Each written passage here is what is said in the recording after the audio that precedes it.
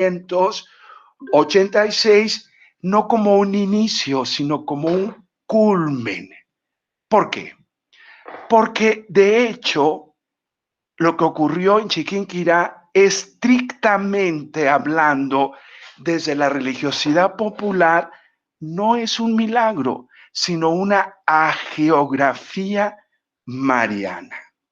Hagiografía mariana en donde su principal rasgo de la época, hablo de finales del 16 y todo el 17 y gran parte del 18, lo que va primeramente a llamar la atención, curiosamente, no es en tanto sí la renovación en sí, sino su luminosidad.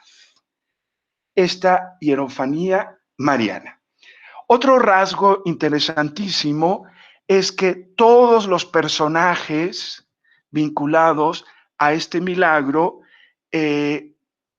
son históricos. Del único que no tenemos conocimiento es de Miguelito.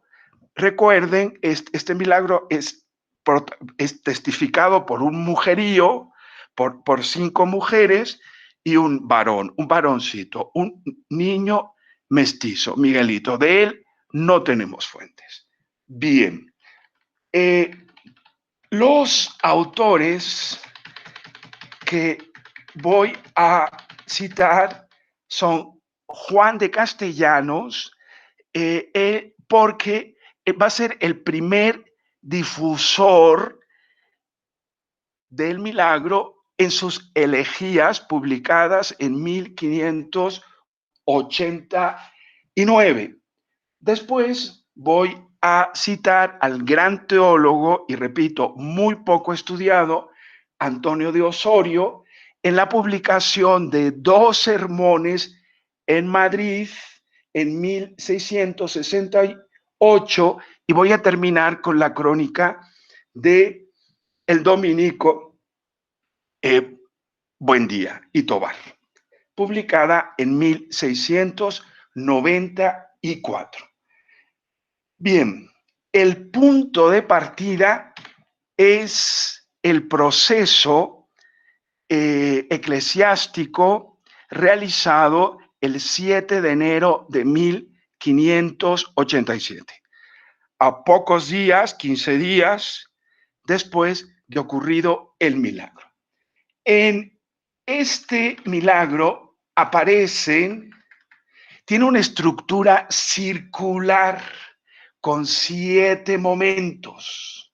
Si seguimos las manecillas del reloj, María Ramos, que es la principal testigo, se encuentra en una capilla rezando, se levanta, se encamina a la puerta y en la puerta ve pasar a la india Isabel, que también fue una de las testigos.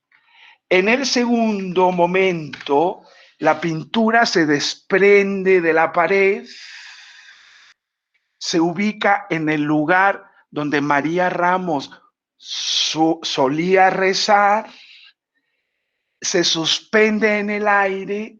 María Ramos no se percata porque está de espaldas, va en dirección a la puerta y la india Isabel le grita: mira, mira, señora, que Nuestra Señora, la Madre de Dios, está en tu asiento parada. Después, en el tercer momento, María voltea a su lugar y exclama: Madre de Dios, Señora mía, ¿dónde merezco yo que os abajéis y estéis en mi asiento? Y el cuarto momento, dando voces y llorando, le pide a Isabel que le ayude a alzar la pintura, ponerla en el altar, pero la imagen estaba un poquito recostada en el aire, así como el mantel que vio Pedro con la comida prohibida, y se impactaron y descubren que la pintura está colorada y hermosa como una rosa. El quinto lugar, el quinto momento es cuando llega Juana de Santana y entre las 3 vuelven a colocar el lienzo y se arma un griterío y llega otras mujeres, Catalina García de Irlos, Ana Domínguez, etcétera, etcétera, etcétera, y todos se quedan pasmados. En este proceso no hay referencias bíblicas y destaca que las testigos eran analfabetas, no sabían escribir porque ninguna pudo firmar, pero hay claras alusiones, claras referencias bíblicas. Por ejemplo, son en los 7 momentos del milagro aparecen referencias a Lucas 2, 27, 37, a Lucas 7, 13, 1, 48, a Hechos de los Apóstoles 10, 11, 11, 5, Marcos 9, 3, Lucas 9, 29, Lucas 24, 4, Marcos 1, 45, el desamarre, por ejemplo, concuerda con las cadenas de Pedro, que son desatadas en la cárcel por un ángel, Hechos 12, 6. Y vuelvo a repetir, lo sorprendente es que las 3 mujeres que testificaron, porque solo testificaron 3, eran iletradas. Bien.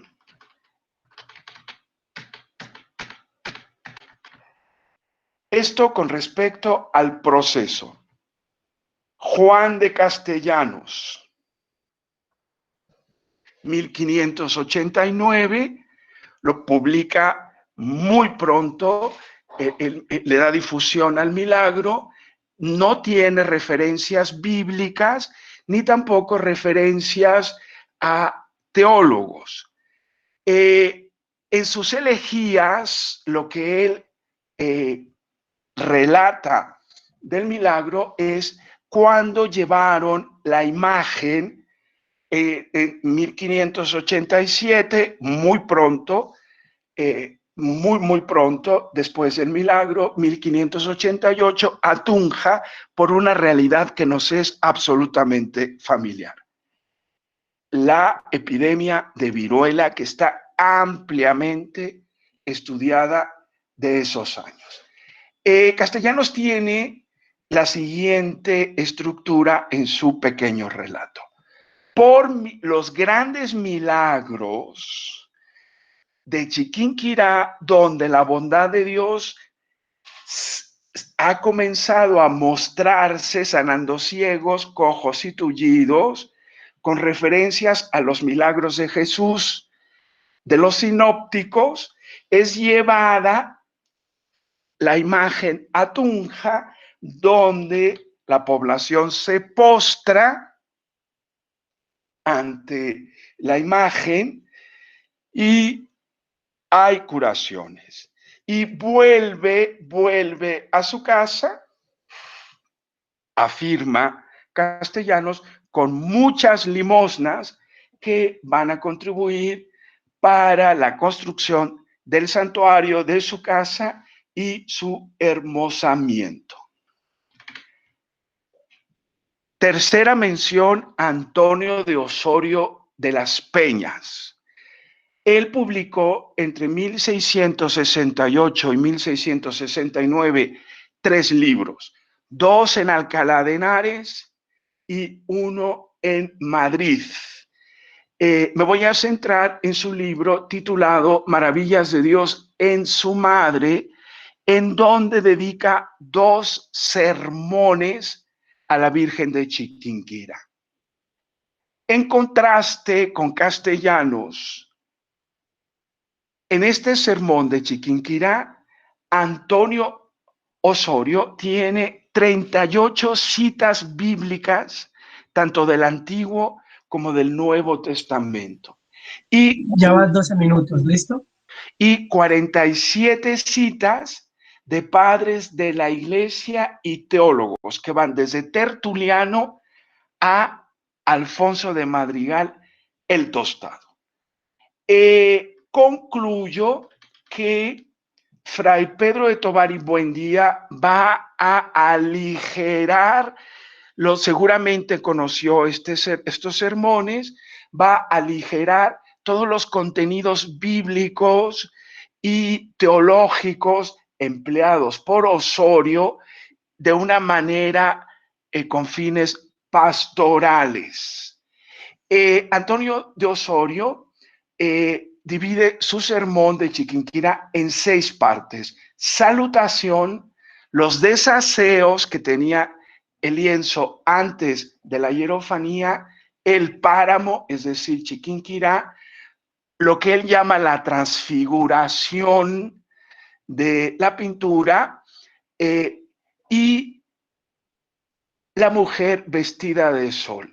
Y termino mi participación con el mensaje que concluye Antonio de Osorio del milagro como una reafirmación, una integración plena de la Nueva Granada a la Iglesia Universal con el pendiente de la idolatría practicada aún por algunos pueblos indígenas. Con esto termino. Bueno, muchas gracias. Agradezco por la puntualidad en el tiempo y por lo sintético de su presentación. Ahora daremos paso a Miguel González y Osmir Ramírez sobre la ponencia que titula Ninguno busque su propio bien, sino el del otro, la exhortación de una ética pentecostal a través del boletín El Heraldo de la Verdad. Recuerdo que las preguntas pueden ir apuntándolas y se harán al final de las presentaciones de las ponencias para tener una discusión general.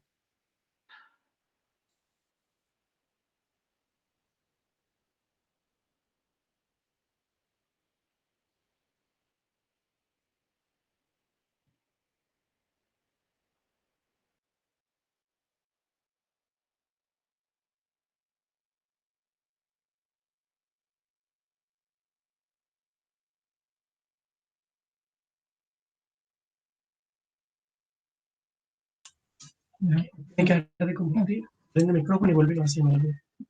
Entonces aquí, ¿dónde está? ¿Dónde está?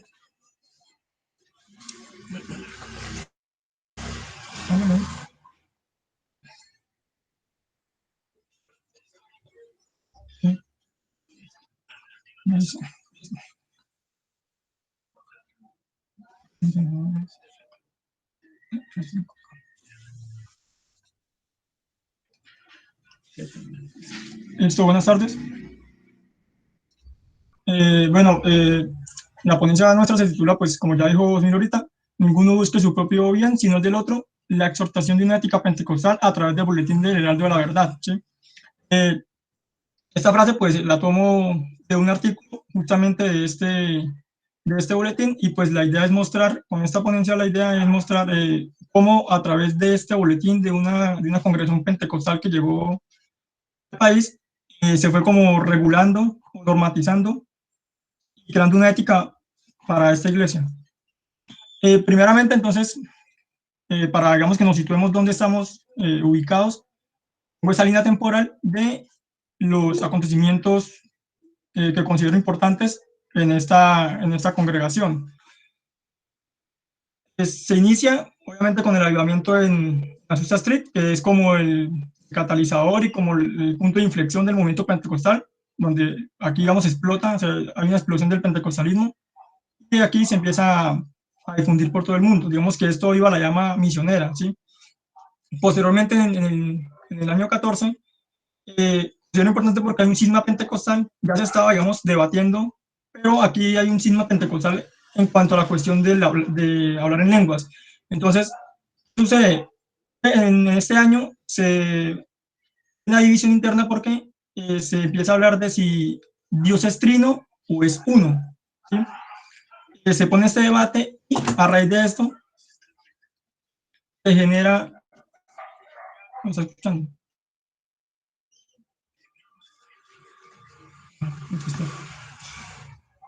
Un momentico que Ok.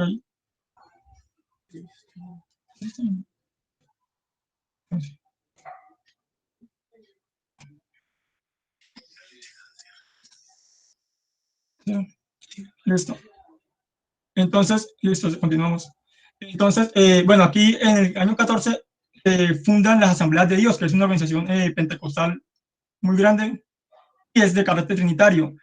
Y a su vez se crea, digamos, lo que se conoce como las iglesias del nombre, o también se le puede llamar como Jesús solo, o digamos de un solo nombre, o unicitarios. Entonces hay como esa división. A partir de ahí nace o empieza, digamos, el proceso de lo que en Colombia se conocería como la UPSI, o la United Pentecostal Church International, ay, disculparán el inglés, y durante, digamos, arranca eso, durante los años 20, pues no ocurre como nada relevante, como ven en la línea temporal. En el 37 llegaría a Colombia la misión Larsen, ¿sí? Que es como la misión fundacional de esta iglesia en Colombia. Son los misioneros que llegan de Norteamérica, se establecen, llegan a Puerto Colombia, pero se establecen en Enciso y en Bucaramanga.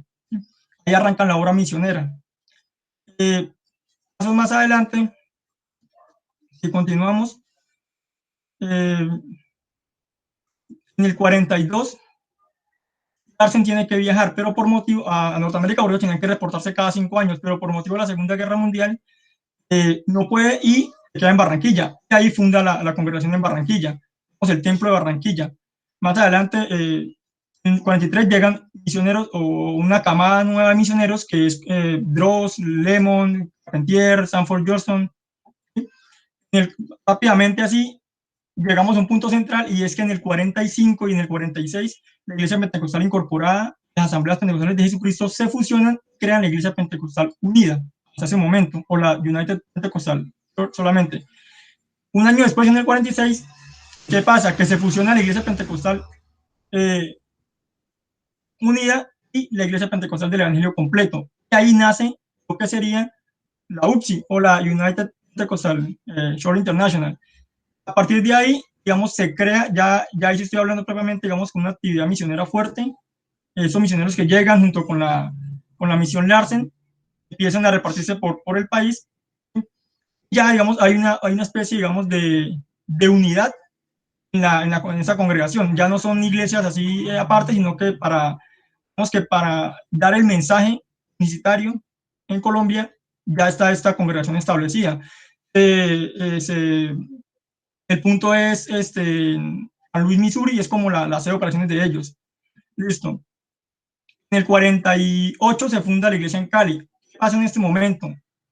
En este momento, para los que no son de Colombia, Barranquilla queda en el norte del país, Cali queda en el sur, y digamos que Bucaramanga, donde los misioneros llegan, queda en la parte, pongámoslo para este caso, central. No es central, es sur, es suroriente, pero digamos los que, entonces hay tres bloques grandes, o tres grandes ciudades con sus epicentros. Entonces, Barranquilla, Bucaramanga y Cali. Ya para el 59, 49, que digo, hay una idea, el primer boletín, la idea se llama el obrero católico, el obrero colombiano, qué pena, el obrero colombiano. Sin embargo, es solamente una idea incipiente, se crean unos números, pero la idea queda ahí estancada durante un tiempo. En el 53 se ordena el primer pastor colombiano. El primer colombiano, digamos, lo ordenan como pastor. ¿Esto qué denota?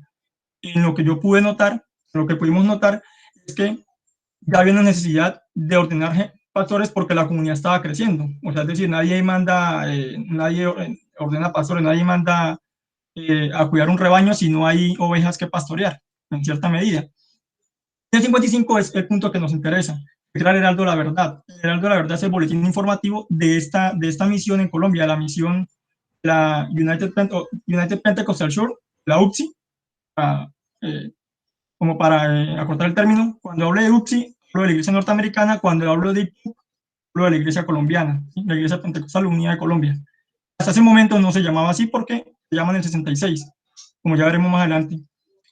En el 58 se da, eso también se relata en el Heraldo, y se crean dos ministerios, Conquistadores Pentecostales y las Damas Dorcas. Listo. En el 59 se inician las misiones extranjeras, Y en el 66, 65, 66, 67, hay una división interna y nacen dos iglesias. La misión norteamericana, digamos, abandona o de la autonomía a los colombianos, estos pastores que ya le dije ahorita que están ordenando. Nace la IPUC, la Iglesia Pentecostal Unida de Colombia, que ahorita conocemos. Nace la IPUI, que es la Iglesia Pentecostal, la Iglesia Pentecostés Unida Internacional de Colombia. La IPUC tiene una autonomía, pero la IPUI sigue siendo controlada o, digamos, gobernada por estos misioneros. Básicamente, esa es como la temporalidad en que me voy a mover. Es como los puntos extremos. Ahora, la pregunta que nosotros nos hicimos fue, ¿cómo y con qué se exhortó a la naciente congregación pentecostal en el país? Ahora que estamos hablando de un pentecostalismo unicitario, pues aquí llegaron muchas comunidades pentecostales, pero unicitarias no muchas, diría que solamente esa. La metodología, ¿cuál fue? La metodología fue revisar las 45 ediciones del Heraldo de la Verdad, que se publicaron entre 1955 y 1975. En estos 10 años, la iglesia está muy convulsionada porque inician nación de pastores, crean los distritos, se lanzan a la misión, digamos, a misiones extranjeras, es decir, desde Colombia fue punto de lanza para evangelizar otros países vecinos, como Brasil, como Bolivia, Ecuador, Venezuela, ¿sí?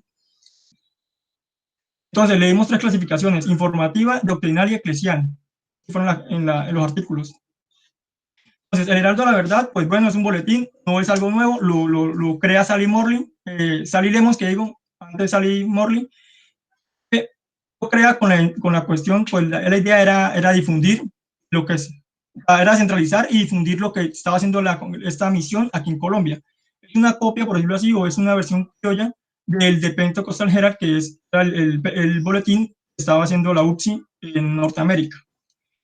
Vemos que el boletín lo que también evidenció fue una autoridad teológica norteamericana, es decir, estas emisiones donde llegaban fundaban una especie de boletín. Colombia pues se llamó el Heraldo de la Verdad, pero para las demás congregaciones se ha hecho pentecostales para Venezuela, a Verdad a Brasil, los pentecostés cuando hubo la división interna con la IPUI. Listo, el carácter informativo. ¿Qué leemos esta clasificación? Porque son cuestiones que lo que hacen es pues, informar, ¿sí?, a la congregación sobre temas de vida social, de finanzas, como la evangelización, la doctrina, pero no es, o sea, es más como a modo de decirle qué está pasando. Entonces invitaban a una conferencia, invitaban a una convención, hacían saber que un hermano se había muerto, una carta que los misioneros mandaban a Estados Unidos, tal hermano se casó, mire cuánto ha recogido en diezmos esta congregación, este ministerio, etcétera, etcétera. Entonces más bien era como informar a la congregación qué estaba pasando, ¿sí?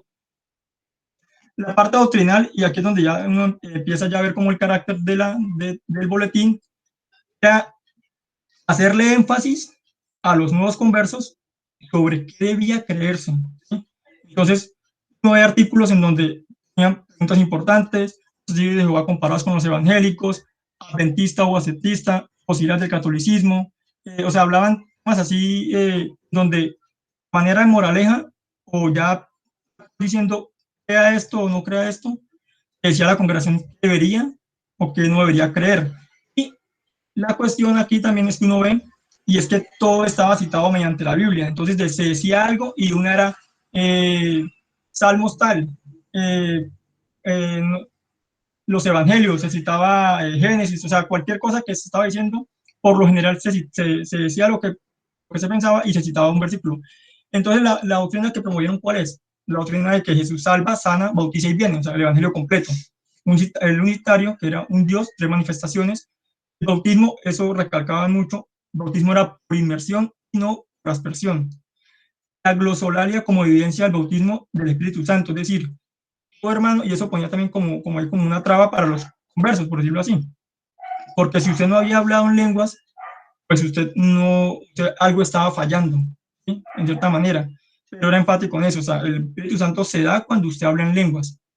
Los dones también se enfatizaba para el servicio, independientemente si el don fuera cantar, dedicar, barrer, sí, incluso a veces motivaban, decía, hermano, si usted no tiene, no sé, talento musical, no importa, usted no es imperfecto, su don es otro.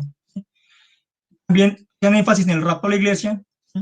La iglesia en cualquier momento se podía ir, entonces eso también, esto casi esto motivaba al cristiano a tener una, digamos, ser constante en su vida cristiana, en sus actos, en no pecar. Esto también se unía con la cuestión del tormento eterno, ¿sí? Es decir, la idea de que si se pierde, pues va a haber un foso, va a haber un lugar donde su alma donde va a estar allá eternamente condenada. Entonces, era en esta manera como que decían, bueno, mira que si no hace esto, le pasa esto. Aquí por lo menos yo vi la confesión auricular, la idolatría y el matrimonio, como muchas, por decirlo así, al catolicismo. Ellos le tiraban mucho a los testigos de Jehová y al catolicismo. Realmente uno ve más eso. Estaban a favor del matrimonio, decían que sí, hombre y mujer, pero una sola carne. Escribían ahí idolatría, decían que no, y eso iba con la confesión auricular, decían que el único intermediario, o sea, que no había intermediario para una digamos, con Dios, sino que uno mismo, entonces no tenía que haber ni ídolos, ni curas, por decirlo así. Y la última es que tipo de iglesia se buscó promover desde el boletín. Entonces era una iglesia misionera, es decir, siempre tiene que estar preparado para llevar la buena nueva, congregada, por eso se enfatizaba mucho en las convenciones, en la conferencia, hermano no sé qué en casa, hermano venga al culto, hermano sí. Una iglesia cohesionada en donde todo el mundo hacemos parte de una comunidad, ¿sí? Una iglesia resiliente, tenemos que entender que estamos en una época de violencia, ¿sí? Un contexto de violencia y intolerancia religiosa, entonces decían como, si usted sufre es porque Cristo lo está probando, ¿sí? O sea, le enseñaban como a ser muy resiliente, como que si usted sufre es por algo.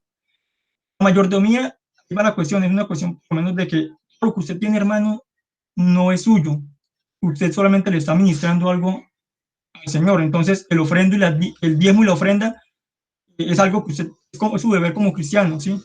Pero no para el hecho de que denos la plata, regálenos la plata como se ve ahora, sino que, o sea, entienda que eso es una bendición de Dios, entonces también tiene que retribuirle. Una iglesia transformadora, obviamente, que cambiará espiritual y materialmente. Ya para concluir, entonces, el boletín lo que vemos es que fue un vestigio de este proceso misionero, ¿sí? Es decir, eh, eh, uno puede ver toda la actividad misionera a través de ese boletín, ¿sí? Generó una ética cristiana en los conversos del pentecostalismo que le reguló la vida pública y privada, eso, les decía cómo actuar, cómo vestirse, el cabello, etcétera. Y creó un individuo con un fuerte sentido misionero, instruido en la Biblia, porque pues siempre le estaban citando qué decir, dónde decirlo, dónde estaba, ¿sí? Y digamos, la prueba de esto es que en el año 50 y algo, como mencionaba, ya estaba en el sur, norte y centro del país. Esto generó una cuestión de carácter testimonial, es decir, el cristiano tenía que ser ante todo tener un testimonio que esto lo avalaba en la comunidad. Y esta comunidad, a su vez, reforzaba esta misma ética, estos mismos comportamientos. Se concluyó esto.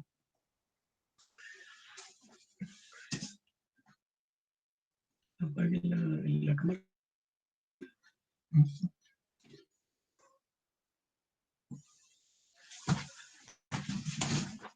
Bueno, muchas gracias. Se presentaron ciertos inconvenientes con el manejo de las diapositivas porque aquí estábamos presentando una cosa y ustedes todavía estaban viendo otra. Entonces, sugiero que el moderador que nos está colaborando, por favor, ahí en el chat, él Tú dejó el eres el correo moderador. sí, y para que nos lo presentes, por favor, si nos los puede presentar las ponencias, si nos las descarga y las presentas. Perfecto. Sí, porque es que se está viendo el problema entre lo que se está diciendo y la imagen que se está transmitiendo. Pues ahí él dejó el correo, ahí está el correo, y Álvaro Orozco, correounivalle.com, y ahí la enviamos y vamos mirando todos para no tener ese inconveniente, ¿sí?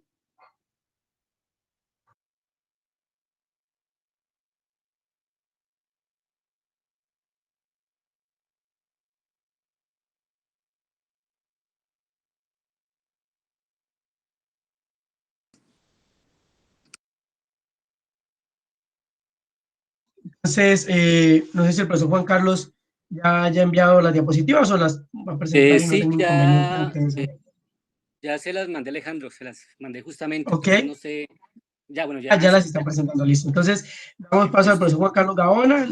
La ponencia titula Los comentarios bíblicos de la editorial La Aurora de Argentina en un acercamiento a las intermediaciones hermenéuticas del protestantismo histórico hispanoamericano 1949 a 1990. Listo, profe, bien pueda. Bueno, muchas gracias, Osmir. Bueno, esta ponencia que estoy compartiendo el día de hoy es una partecita de una investigación en curso, que es mi investigación doctoral en historia, cuyo tema es la historia del libro, la edición y la lectura entre los protestantes históricos hispanoamericanos. Y por el tema de la mesa, pues decidí trabajar un tema muy específico que son estos comentarios bíblicos. Entonces, la siguiente, por favor. Gracias. Primero quisiera presentar el enfoque conceptual de una manera muy rápida y digamos que la apuesta que estoy trabajando en mi investigación es una intersección entre la historia del hecho religioso, que es lo que nos convoca a todos hoy, y la historia editorial, que digamos es un campo emergente hace unas décadas en la historiografía. Estoy situado en unos autores que, como ustedes podrán darse cuenta, seguramente hay algunos que se han trabajado ya bastante, plantean una perspectiva interdisciplinar entre la historia del libro vista desde los historiadores, sociólogos, antropólogos, sobre todo los últimos dos que son latinoamericanos, argentinos, y Joaquín Algranti, que es un sociólogo de la religión en Argentina, muy actual. La categoría de la cual parto para la pregunta que me planteo es, bueno, realmente, ¿cómo se ha venido leyendo la Biblia a partir de unas intermediaciones en el protestantismo histórico, que no son solamente personas, sino también artefactos culturales, y como nos lo presenta Chartier en algún texto, la Reforma Protestante, aunque habla de la sola Biblia, desde muy temprano ya tenía estas intermediaciones a través de catecismos, del pastor, etcétera. Y en este caso, de los comentarios bíblicos, que los entiendo como género. Y esa categoría de género ahí cruzaría tres elementos, que es la materialidad del artefacto llamado libro, y en este caso comentario bíblico, que tiene una serie de rasgos y de características tanto económicas como, digamos, de diseño. Las marcaciones simbólicas, o sea, los artefactos culturales, tienen esa dimensión material, pero también tienen una carga de significados o una especie de prisma desde el cual se observa, que le dan unos sentidos, y no solamente que dan sentidos, sino que generan sentidos, y esas marcaciones pueden ser de distinta índole. Un mismo texto puede tener varias, pueden ser marcaciones políticas, pueden ser marcaciones espirituales, religiosas, etcétera. En este caso, pues nos va a interesar mucho las marcaciones religiosas, espirituales. Y un tercer elemento, que es la proyección de mercado. O sea, realmente todo texto impreso, y sobre todo en el siglo XX, que es el que trabajo, está orientado, digamos, a circular en unos circuitos, ya sean amplios o relativamente reducidos. La siguiente, por favor. Desde esa perspectiva es muy importante, y ahí retomo a Sora, identificar, digamos, esas empresas culturales o industrias culturales potentes que tienen la posibilidad de hacer circular esos materiales en geografías, digamos, bastante amplias.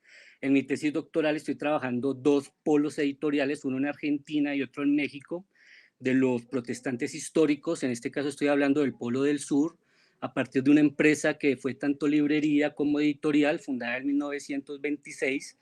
Ahí está una imagen del título accionario cuando nace, y como una imagen de su librería, que está ubicada en la calle Corrientes, que es una calle muy importante y a esa altura en Buenos Aires, porque concentra el poder político y el poder religioso y el poder cultural también. O sea, desde muy temprano en el siglo XX ahí se empezaron a aglutinar diferentes instituciones culturales, sobre todo librerías y editoriales.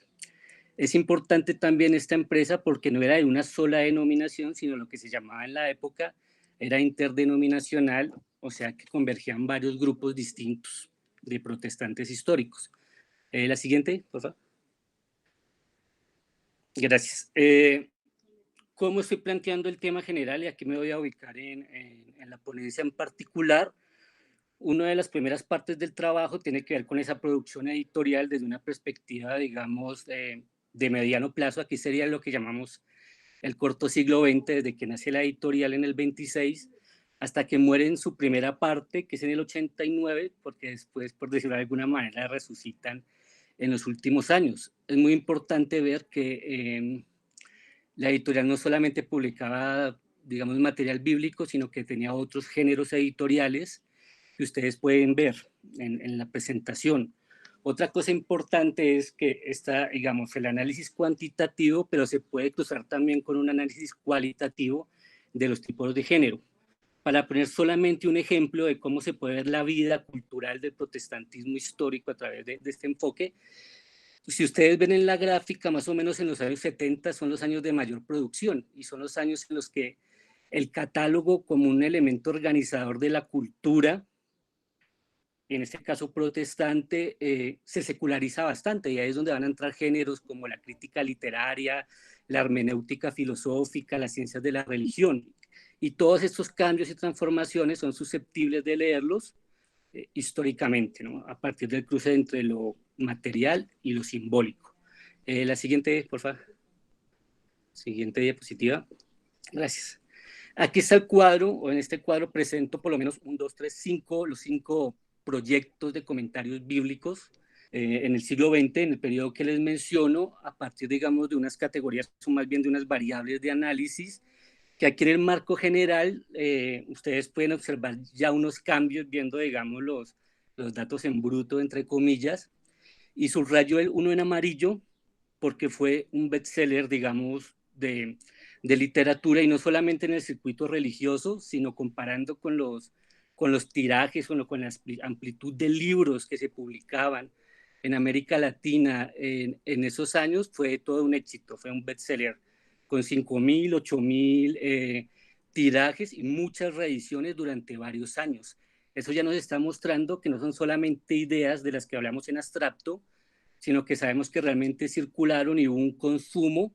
No sabemos hasta qué profundidad, pero por lo menos hubo unos usuarios y unas demandas que nos ayudan a aterrizar más allá de la tradicional historia de las ideas, de una teología, digamos, un poco más abstractas, a lo que realmente la gente, o por lo menos un sustrato de la población, está leyendo. La siguiente, por favor.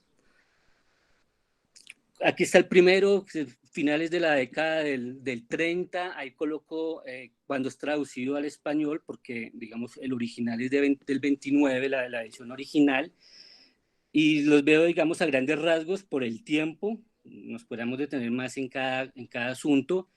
Aquí veríamos que, por ejemplo, este comentario de Abigdon es un comentario propio de un protestantismo liberal estadounidense de finales del siglo XIX y comienzos del XX, muy movido, digamos, por esa idea civilizatoria del evangelio social, que es muy importante porque no es esa corriente que por lo general se habla de un protestantismo individualista, no, es un protestantismo, digamos, que está pensando en unas bases sociales desde un discurso de una antropología muy optimista, por decirlo de alguna manera.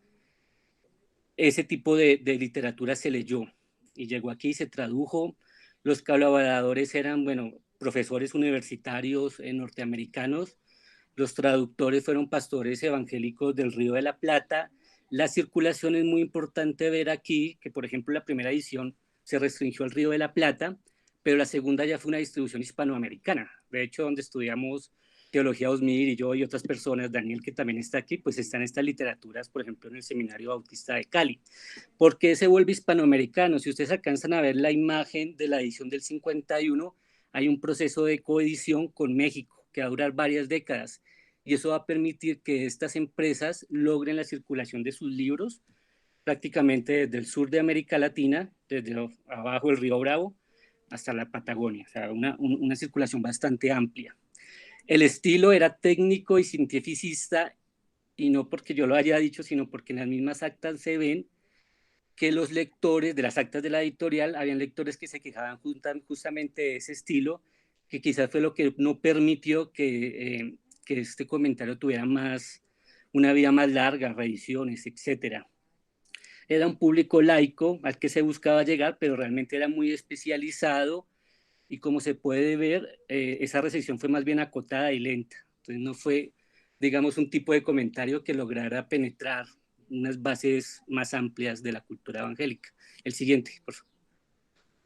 El segundo es del 58 y aquí va a cambiar algo muy importante, y si los que han estudiado algo de teología protestante en este lugar de Europa, Francia, Suiza, ya está entrando con fuerza la neortodoxia, que es un movimiento teológico muy fuerte en el protestantismo del siglo XX, cuyo mayor exponente es Karl Barth. Y aquí va a haber un cambio, por ejemplo, de lectura. ¿Cómo se leía? También hay un cambio de lectura en las mismas marcas editoriales.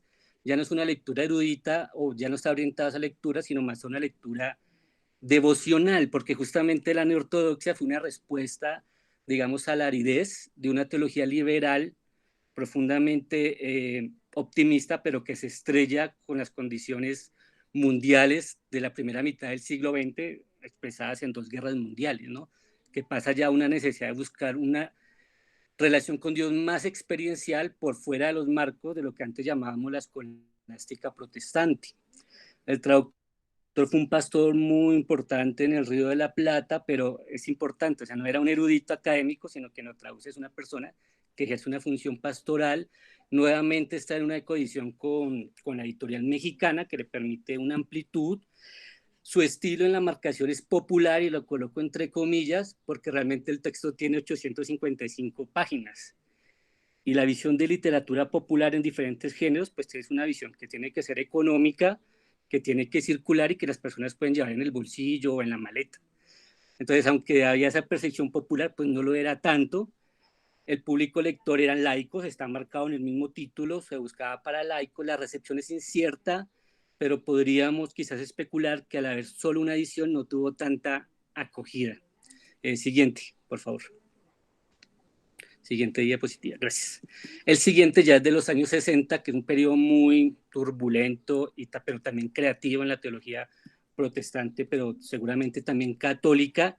Y aquí hay un nuevo talante en este comentario, que es de un ecumenismo. Recordemos que ecumenio es como casa común, es esa búsqueda de un encuentro entre diferentes denominaciones cristianas o formas de ser cristianos, para ponernos de acuerdo en unas cosas fundamentales, que en esta época era mantener la paz mundial y ayudar a la reconstrucción de las sociedades destruidas por la guerra, que ya venía de décadas atrás.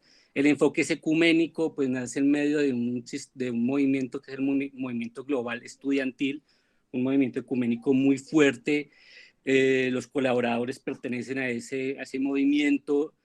Los traductores son tanto pastores como laicos. Su circulación ya se amplía y llega también inclusive a España, porque había una restricción, digamos, de la literatura religiosa y protestante en España todavía en esas épocas. Entonces todavía de que España nos trajera, digamos, literatura a América Latina, ya Argentina, sobre todo Argentina, pero también México, empiezan a enviar literatura ya.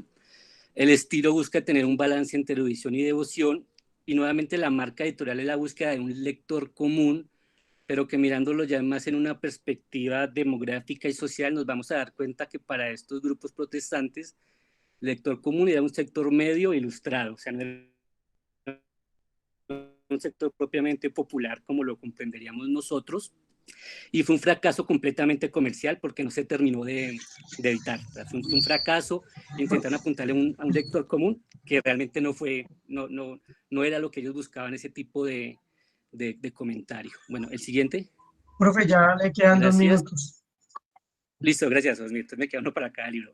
Comentario bíblico de Barclay, que les digo, éxito contundente, de un teólogo liberal anacrónico, diríamos. El mismo autor, William Barclay, se presenta como un teólogo liberal en un momento en que la teología liberal ya se ha agotado en Europa, e inclusive en América Latina estos protestantes ya la ven como algo superado después de la neortodoxia, pero que tiene algo muy importante, y es que es un comentario que logra conectarse ya con las nuevas formas de consumo cultural y de venta de literatura. En este caso, el mismo autor era presentador de radio, estaba metido en medios y produce un texto, digamos, de un tono polémico y mercado técnico masificado, que logra que sea un bestseller, y esto le ayuda mucho a la editorial porque a partir de la venta tan grande de estos libros pudo mantener su otro catálogo editorial, y de hecho fue un bestseller a nivel mundial porque se tradujo a muchos idiomas y vendió, digamos, de una manera muy fuerte. Entonces hay como una desconexión entre las ideas y los planteamientos teológicos de estos protestantes que producen libros y lo que venden, ¿no? Que es una cosa que se estudia mucho en el mundo del libro y la edición, lo cultural versus lo comercial. Y la última, por favor, la siguiente. El último comentario también da muestras de ese sitio histórico de los años 80, que seguramente viene de antes, y ya es un comentario bíblico ecuménico latinoamericano, que ya no es el ecumenismo promovido desde Europa, sino que se busca ser autóctono, que ya tiene un enfoque más práctico y pastoral, es otro tipo de lectura, que ya es más una lectura comunitaria latinoamericana, porque incluye Brasil, y que lastimosamente no se pudo continuar en este esfuerzo, por lo menos desde la editorial que trabajo, porque fue el quiebre justamente de la editorial. Entonces, pues muchas gracias, gracias por su atención, y bueno, quedaremos después para la discusión. Listo, muchas gracias, profe. Entonces, daremos paso a la presentación de la ponencia titulada El neopentecostalismo en Colombia, familias pastorales y la participación política, por Richard Alejandro Romero Mendieta. Buenas tardes.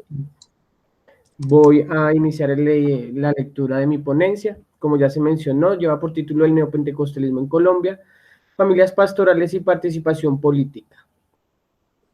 Aunque actualmente se ha extendido la consideración de una participación política de las minorías protestantes, como en otros países, fue posible a la confluencia de tres hechos fundamentales. Primero, un proceso de cambio social, producto de la pluralización religiosa que se caracterizó por una acelerada migración de católicos hacia el movimiento evangélico pentecostal en las últimas décadas del siglo XX.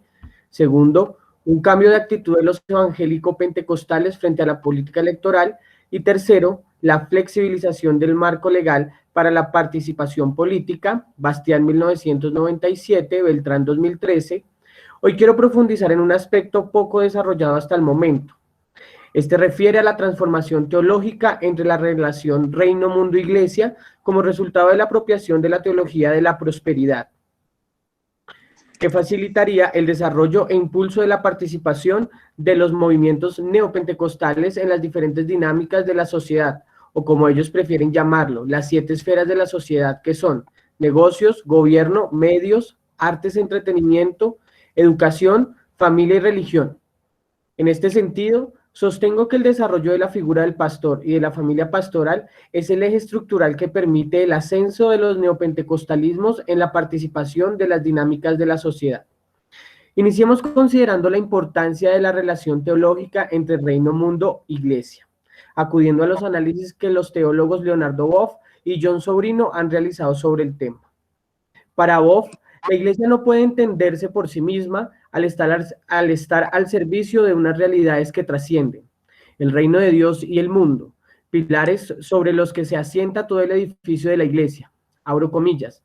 Una precisa articulación de estos términos considera el reino como la primera y definitiva realidad que engloba todas las demás, después el mundo, como el espacio de la historificación del reino y de la realización de la propia iglesia, y por último, la iglesia como realización anticipatoria y sacramental del reino en el mundo y como mediación para que el reino de Dios se anticipe en el mundo de un modo más denso, hasta ahí Boff 1992. Por su parte, John Sobrino destaca que la importancia del reino de Dios no está en exponer lo que significó para Jesús, sino en reflexionar sobre la importancia que tiene el reino de Dios predicado por Jesús para la fe y prácticas cristianas en la actualidad. Abro comillas. Si bien Jesús nunca define lo que es el reino, sino que habla de él en forma de parábolas, de contenido utópico, en esa utopía se espera la renovación del hombre, de las relaciones entre los hombres y de todos ellos con Dios. Esa utopía se anuncia especial o únicamente a los pobres y Jesús no solo habla sobre el reino, sino que desarrolla una actividad y una práctica a su servicio, también proclamando exigencias a sus oyentes y entrando en conflicto con los poderosos por tales actividades que le ocasionarían persecución y la cruz. Hasta ahí Sobrino 1985. Como ya lo hice notar, si bien considero característico y distintivo del pentecostalismo clásico y el neopentecostalismo, la articulación que desarrollan de la relación teológica reino, mundo, iglesia, queda ahora un hilo por articular al tejido. ¿Cuál ha sido la forma en la que estas dos corrientes religiosas han articulado esta relación teológica y cuáles han sido los efectos en el modelo de interpretación teológica y eclesiológica? Acudiendo al modelo propuesto por Boff, se puede constatar que los postulados teológicos de la denominada teología de la prosperidad y de las prácticas eclesiológicas del derivado movimiento neopentecostal generaron una excesiva aproximación de la realidad de la Iglesia al reino y mucho más la identificación de ambos, generando una imagen eclesial abstracta, idealista, espiritualizante e insensible a la trama o urdimbre de la historia. Por otra parte, gestó la identificación de la Iglesia con el mundo, proyectando una imagen eclesial secularizada y mundana, que lucha con otros poderes seculares por el poder. Por último, apoyó el desarrollo de una Iglesia centrada en sí misma y no articulada con el reino y con el mundo, que manifiesta una imagen eclesial autosuficiente, triunfalista, de la sociedad perfecta que multiplica por dos las funciones que normalmente competen al Estado o a la sociedad civil, no reconociendo la autonomía relativa de lo secular y la validez del discurso racional. Nota a pie de página mía. Boff ha considerado que cada una de estas categorías corresponden a realidades que la Iglesia ha manifestado en distintas prácticas eclesiales a lo largo de su historia.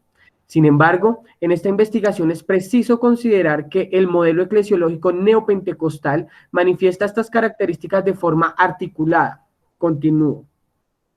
Examinar esta transformación de la relación reino-mundo-iglesia permite la comprensión de la mutación religiosa y eclesiológica que explica el avance del neopentecostalismo en Colombia y que se ha visto favorecido con la teología de mercado, con la lógica de mercado impuesta por las mismas condiciones internacionales de expansión de lo religioso.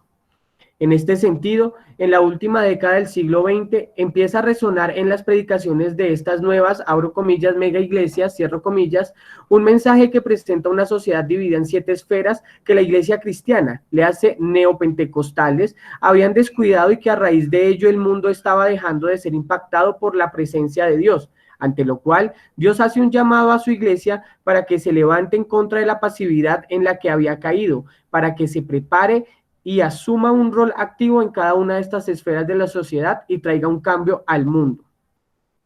Esta idea de las 7 esferas de la sociedad fue propuesta por los estadounidenses, el evangelista Bill Brick, el teólogo conservador Schiffer y el pastor Loren Cunningham en 1975, quien se encargaría de difundirla a través del movimiento misionero juvenil que fundó Juventudes con una Misión, conocido en Colombia y en América Latina por la conjugación de sus iniciales en español, JUCUM. Estos cambios drásticos en la doctrina han sido apoyados por los textos normativos del saber teológico pentecostal, que presentan una gran importancia al ser usados como fuentes primarias que permiten corroborar la transformación en la perspectiva teológica que ayudó al desarrollo de los neopentecostalismos, de sus prácticas y creencias. Aunque realizar un análisis de los cambios que refleja este tipo de bibliografía tendría que hacer parte de un trabajo específico en el tema más extenso y detallado, en el libro Fundamentos de Teología Pentecostal, publicado en inglés en 1983 en Estados Unidos y en español en 2002, en la introducción el escritor dice a sus lectores que aparece en una época crucial, un tiempo en el cual estamos a la expectativa de un nuevo derramamiento de la gracia de Dios a través de la faz de la tierra. La renovación de las 2 últimas décadas ha retrocedido como la marea, solo para prepararnos para el comienzo de una nueva y más grande ola de bendición. Con una profunda convicción, creo que este volumen está adaptado a una nueva época de servicio, lleno del Espíritu Santo y en la autoridad del nombre de Jesús, hasta Idufil, 1983. El contenido de este documento justifica prácticas rituales que hoy en día hacen parte de la liturgia de un amplio sector religioso y que ha contribuido a que algunos investigadores colombianos consideren dentro del pentecostalismo a todas aquellas denominaciones que las practican, aun cuando estas mismas no las reconocen pentecostales y son referenciadas como iglesias de no sana doctrina por ellos mismos. Pero este cambio de paradigma teológico es posible encontrarlo en otros espacios de la sociedad. Uno de estos es el político. La primera generación de familias pastorales, que en principio desarrollaban su ejercicio pastoral como vocación, de manera paralela a su arte u oficio que les permitía su manutención, fue sucedida por una generación de familias pastorales que en la actualidad, contrario a la concepción teológica del pentecostalismo clásico, que veía como pecaminoso participar de la sociedad civil, no solamente participan de ella como receptores pasivos, sino que por el contrario, son actores principales de dichos acontecimientos. La llegada de las primeras misiones pentecostales a América Latina en la primera mitad del siglo XX trajo consigo desafíos propios de una empresa misionera. Uno de estos desafíos refiere a la capacitación de los que desarrollarían el trabajo pastoral. En principio, quien deseara emprender este trabajo pastoral solo necesitaba, entre comillas, sentir el llamado de Dios, que se identificaba al asistir a alguno de los campos blancos de predicación y participar de los cursos de formación a distancia que llegaban en forma de pequeñas cartillas a Colombia. Si bien esta primera generación de pastores pentecostales careció de una educación teológica mayor presencial, la segunda generación de pastores, aquellos que habían sido evangelizados por esta primera generación, hacia finales de la década de los 70, pudieron ingresar a los primeros seminarios pentecostales en el país. Hasta nota a pie de página, Bartel 2004. Para los primeros años de la década de los 80, quienes habían logrado ascender en la escala ministerial pastoral eran quienes habían tenido la posibilidad de ingresar a cursar estudios de teología mayor de manera principal. El ocupar los cargos de mayor rango dentro de la organización y ser quienes contaban con una formación en educación teológica les permitió participar del proceso de apropiación de las ideas teológicas que se estaban desarrollando en países como Corea y Estados Unidos para finales de la década de los 80 y primeros años de los 90. Esta forma de evangelismo fue considerada la clave de una explosión en el crecimiento pentecostal colombiano. Algunos pastores, en ejercicio de sus altos cargos administrativos, empezaron a visitar iglesias pentecostales de otros países para realizar estudios teológicos superiores dentro de instituciones educativas de su misma denominación, aunque sin ningún reconocimiento estatal. A partir de ellos, apropiaron el modelo litúrgico, eclesiológico, hermenéutico e incluso homilético que estas organizaciones religiosas internacionales manejaban. Aunque la figura del pastor dejó de ser cercana físicamente a sus ovejas, su figura espiritual se presentaba con mayor dignidad en la vida de ellas. Se consideraba que el pastor, al estar ausente de su congregación mientras cumplía con su agenda ministerial, estaba siendo capacitado por Dios para traer mayor bendición a la congregación. Tanto la organización como la administración de la iglesia y el desarrollo de la liturgia poco a poco dejó de ser una responsabilidad colectiva para centrarse en la destreza y figura espiritual del pastor y su familia. Aún alejados físicamente, siguieron guiando la conciencia y las acciones de sus ovejas a través de sus líderes. Hasta este punto, he descrito la ampliación del rol de las familias de los pastores como un proceso que parecería un efecto espontáneo y natural del acelerado crecimiento de las iglesias pentecostales, y así lo presentan los propios pastores ante su feligresía y la opinión pública. Sin embargo, creo que este proceso merece ser analizado con mayor detenimiento, ya que allí se encuentra el elemento más significativo de la transformación eclesiológica que permite caracterizar la singularidad del neopentecostalismo. Las familias pastorales dejaron de ser vistas como iguales dentro de su comunidad. No fue simplemente que se convirtieran en el ejemplo del modo de familia a seguir para sus feligreses, sirviendo de estímulo para que estos ansíen un ascenso social que termina por materializarse en las dinámicas propias de la iglesia a la que asisten, y no en las necesidades sociales materiales que viven fuera de ella, al cumplir con los requisitos de ascenso en el liderazgo, sino que se vienen constituyendo en familias pastorales, dando lugar a una nueva estructura eclesiológica única en su género. Richard, ya le quedan 3 minutos. Perfecto, acabo con la siguiente página.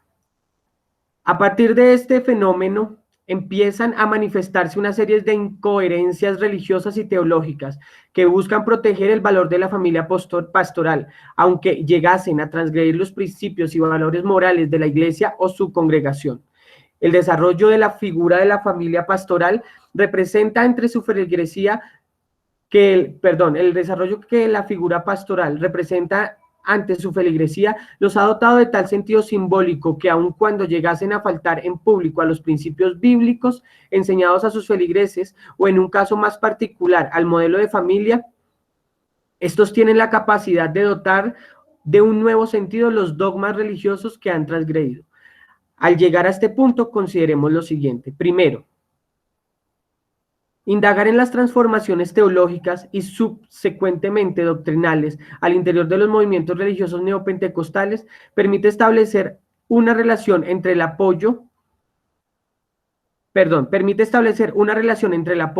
que ha determinado sector público y la idea de modelo de sociedad que ven de forma única y correcta a constituir. Segundo, si bien preguntarse por la propuesta política apoyada por los neopentecostalismos nos remite al modelo de constitución de familia, justicia y perdón pretendido por estas comunidades religiosas, esta cuestión también debe remitirnos a las interpretaciones hermenéuticas que han constituido la verdad para estas comunidades en temas como la familia monoparental, los procesos de paz y los modelos de justicia retributiva y restaurativa. Finalmente, la transformación teológica entre la relación reino-mundo-iglesia, que fue propiciada mediante el ejercicio de apropiación de las ideas teológicas desarrolladas en los Estados Unidos a mediados de la década de los 70 del siglo XX, impulsó la intervención de familias pastorales en diferentes espacios de la sociedad, siendo lo político uno de esos espacios más mediáticos hasta el momento. Muchas gracias. Listo, muchas gracias, Richard. Daremos paso a la presentación de la ponencia de representaciones de paz de los actores religiosos sobre el proceso de paz en las FARC-EP y el plebiscito 2016 por Daniela Plata. Hola, Daniela. Bueno, creo que el moderador me tiene que proyectar las diapositivas. Hola Daniela, tu correo no me ha llegado. No, bueno, entonces las proyecto yo, porque no sé por qué no llegaron. Ya las proyecto. Un segundo.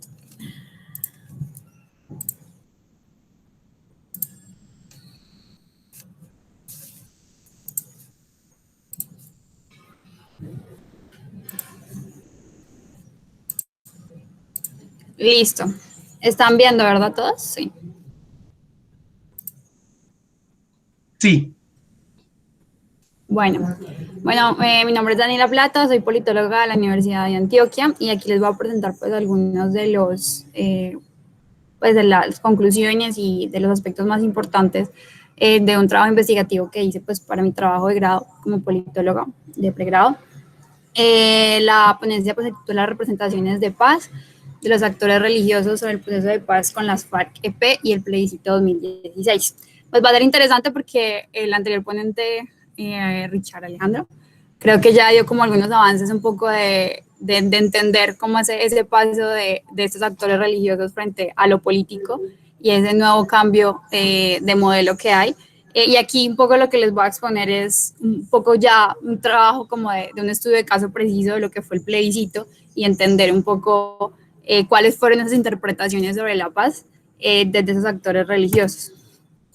Para entender entonces, pues, qué pasó durante ese año, pues es clave tener en cuenta pues, que hubo un debate público muy fuerte durante todo el 2016 sobre el año de refrendación y sobre todo pues, la polémica que generó el pensarse la paz y el pensarse el futuro del país, ¿no? Y obviamente pues la posición grande que había de un sector que era el uribismo, y pues un poco las iglesias quedaron ahí como inmersas en ese debate, ¿no? Clave también que durante los meses anteriores del plebiscito, pues vimos unas marchas por la familia, pues que se llamaban abanderados por la familia o firmes por papá y mamá, que fue un poco como se mediatizó eso, que se realizaron debido a pues las cartillas de educación sexual que quería sacar el Ministerio de Educación y que pues evidentemente generaron mucho rechazo en parte de los sectores religiosos, que pues que un poco, digamos que lo que se puso en cuestión fue el entender las diversidades sexuales que se querían exponer en esas cartillas y pues que pues, muchas de las iglesias no estaban de acuerdo, incluido pues tantos sectores pentecostales, no pentecostales, como la Iglesia Católica. Y de ahí salió pues este término que se llama ideología de género, que fue un término pues que se usó para un poco señalar una campaña que se estaba promoviendo por parte del gobierno Santos, dirigida también pues como por una promoción de entes internacionales como la ONU, Naciones Unidas, que estaban inmiscuidas pues en esa campaña pues para un poco pensarse la diversidad sexual de otras maneras y por lo tanto pues querer pues intrometerse un poco en la educación de los niños, ¿no? Un poco las preguntas eran cuando uno estudia ese año, porque pues cuando uno analiza prensa de ese año, muchos de los titulares lo que afirman es que pues el sector religioso fue influyente en esa votación, ¿no? Se decía que pues los cristianos habían dado votación importante para entender, para definir esa votación.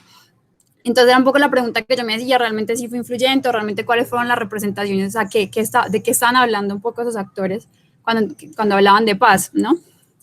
Y por lo tanto, cuando pasó eso, cuando sucedió eso de que los medios empezaron a decir que las iglesias habían tenido pues un protagonismo muy grande en esa decisión, pues salió lo que se llamó el Pacto por la Paz, que fueron pues unas mesas de negociación por parte del gobierno Santos para hablar con los sectores religiosos y poder transar un poco, pues decir, bueno, pues ganó el no, pero queremos saber ustedes pues cómo se piensan la paz.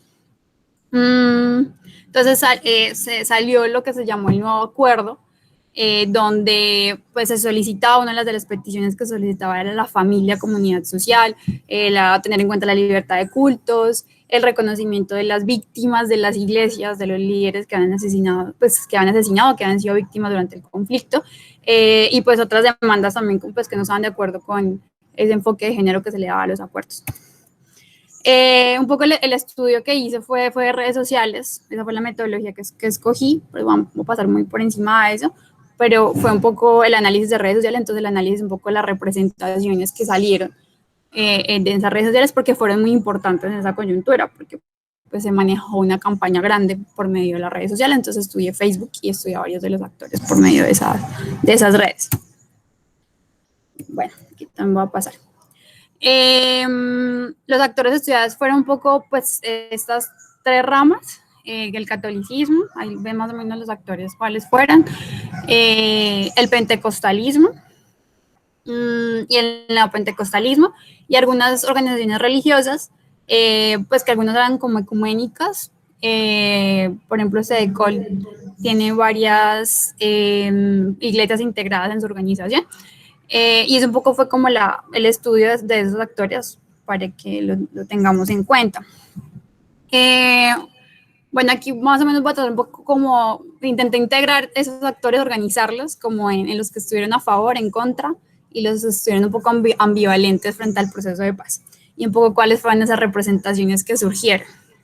Dentro de los opositores, que vemos, por ejemplo, Alejandro Ordóñez, Ángela Patricia Hernández, bueno, varios de los opositores de esos actores religiosos, exaltaban mucho el asunto de un orden natural, ¿no? De un orden inclusive pues, relacionado con lo jurídico, que tenía que protegerse y que tenía que no tocarse, por lo tanto era como el asunto de que el plebiscito, de que el proceso de paz iba a intrometerse en ese orden un poco de las cosas, ¿no? De ese deber ser de las cosas, tanto jurídicas como también sociales. Valores que exaltan la familia, pues monoparental, la protección de los niños por el tema de las cartillas, exaltación de valores nacionales, era pues encontré muchas veces el asunto de decir Dios, patria e iglesia, un poco, era esa relación que había.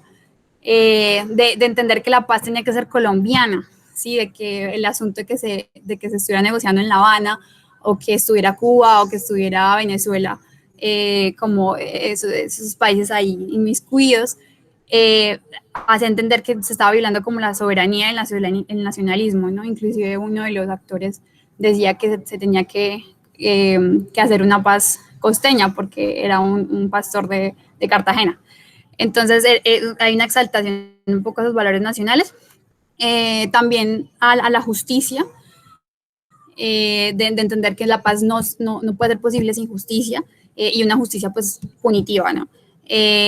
También muy importante la paz espiritual, es una paz que es dada por Dios, que solamente es dada por Dios y que es más genuina que la terrenal, es algo que uno encontraba. y que por lo tanto pues prima esa paz espiritual y que solamente la paz se puede lograr con Dios, ¿no? Era un poco lo que resaltaban ellos. Y es un poco la idea de que la paz pues de los humanos siempre va a ser imperfecta, del hombre siempre va a ser imperfecta, y que por lo tanto solamente si se tiene a Dios, o sea, solamente se tenía en cuenta pues a las iglesias y un poco a ese factor religioso en esa construcción de paz, pues sí iba a ser posible y sí iba a ser legítima, pero si no, no. Entonces las lecturas del proceso de paz en estos opositores, pues evidentemente que había una implantación del comunismo, que la JEP pues, era impune, que estaban promoviendo la ideología de género y dándole pues, derechos a la comunidad LGTBI, que había santería y brujería alrededor del proceso de paz por el hecho de que se había negociado en La Habana. Inclusive se alegaba que La Habana, en uno pues de las publicaciones que encontré, que La Habana era como el infierno, o sea, como esa analogía, y que Santos era como el anticristo, ¿sí? Se hablaba de una paz sin Dios, de que existía una persecución religiosa por quienes estaban oponiendo a la paz desde las iglesias, y que también, pues, por no tenerlos en cuenta en esas negociaciones un poco. Y que evidentemente había una lucha espiritual entre los del sí, pues representaba un poco entre los del sí y los del no, ¿no? Más adelante les voy a explicar un poco mejor lo de la lucha espiritual. Dentro de los ambivalentes estaban, pues que evidentemente también se exaltaba la paz como pues, una paz espiritual, una paz interior, más pues que da a entender más como la conversión espiritual de las personas y que también pues era más verdadera que la otra paz, que solamente también Dios permitía el orden, una paz genuina.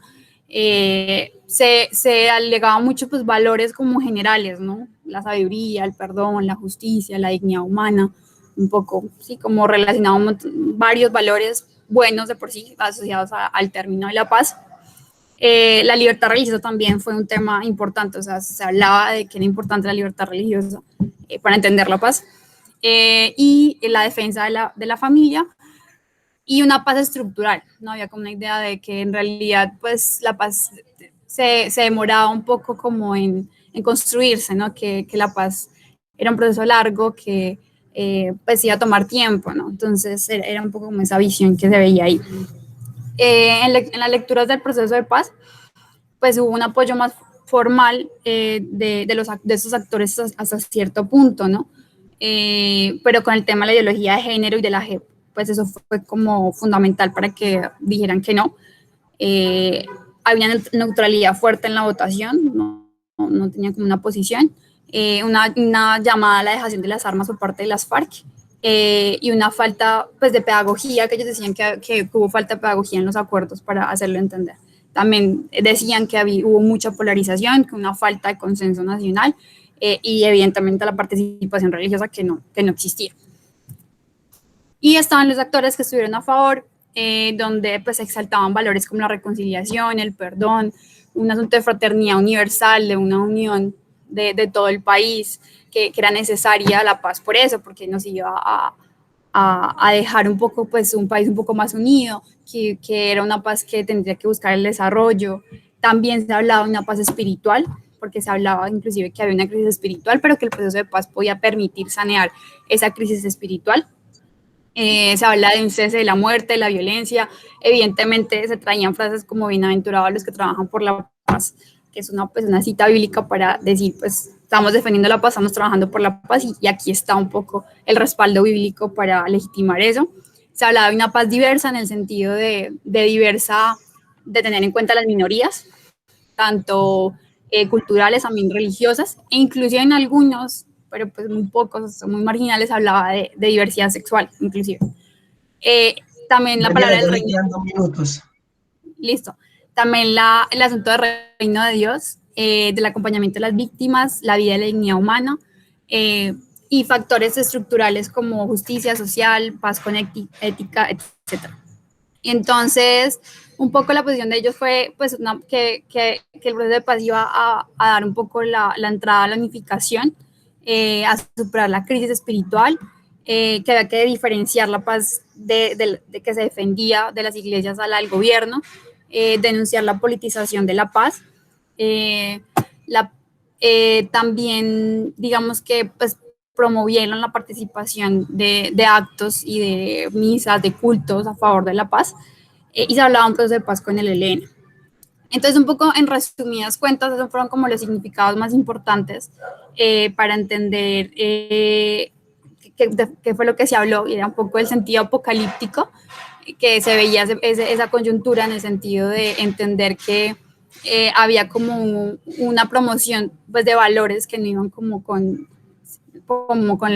las creencias de ciertas iglesias y ciertos líderes, y que por lo tanto se representaba esa lucha del bien y el mal, ¿no? Que estaba ahí, que estaba en el plano de lo político, y que por tanto había que hacer una resistencia civil a eso por medio de las votaciones, ¿sí?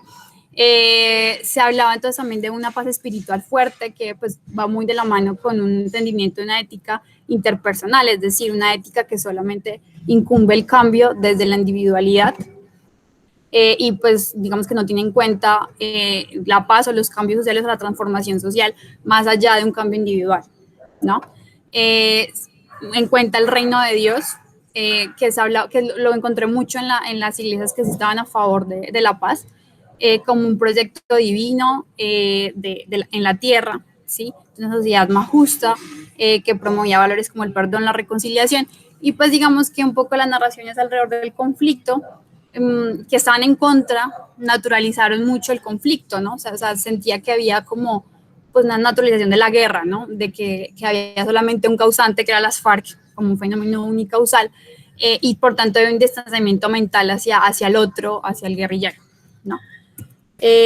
Importante, yo creo que pues entender el papel de las redes sociales en esta coyuntura, que fue pues que evidentemente las iglesias tienen una oportunidad muy grande con el tema de las redes sociales, sobre todo las neopentecostales, del uso de marketing y campañas, y que por lo tanto, digamos que el uso de redes sociales, de Facebook e Internet, fue un medio también para expresar sus opiniones políticas, y también son espacios de evangelización global y intercambio de esas prácticas, esas teologías. Entonces, bueno, dejo hasta aquí y pues espero que haya sido de su agrado. Ok, muchísimas gracias, Daniela, por la presentación. Daremos paso a la última ponencia, la cual titula Revista Teológica Javeriana y los cambios de la historia de la teología colombiana, 1951-1991. Entonces, esa ponencia pues, será presentada por la persona que les habla, Luis Ramírez. No sé si hayan llegado las diapositivas a... ¿Gusta que te pase las diapositivas? Sí, señor, por favor. Okay. ¿Sí les llegaron al correo? Sí. Ok.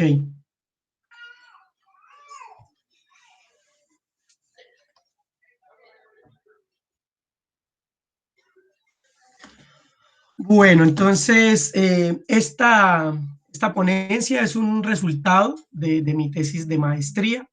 Entonces, aquí trato de hacer una síntesis del cambio de pensamiento teológico en Colombia, y visto Colombia también comparado un poco con América Latina y el mundo católico en general. Y uno de los aportes pues, de este análisis que vamos a realizar aquí es que a partir de una revista publicada en la Universidad Javeriana, inicia en 1951, titulada como Eclesiástica Javeriana, y que aborda en 1991, es posible, en este estudio de caso, es posible comprender y analizar el desarrollo y la evolución del pensamiento teológico a nivel general. Esta revista, como podemos ver, es la difusión del pensamiento de una facultad de teología muy específica de los jesuitas, ubicada en Bogotá, y por ende también va a ser muy específica una teología propia de esta comunidad religiosa. Ahora, es interesante que esta comunidad religiosa, vamos a encontrar que por un lado fue en la primera mitad del siglo XX, fue un tinte un poco intransigente, conservadora, la cual vamos a encontrar el pensamiento en la revista, pero que posteriormente va a ser una de las comunidades religiosas pioneras en avanzada en producir y reproducir la teología de la liberación, la cual también vamos a encontrar en esta revista. Siguiente.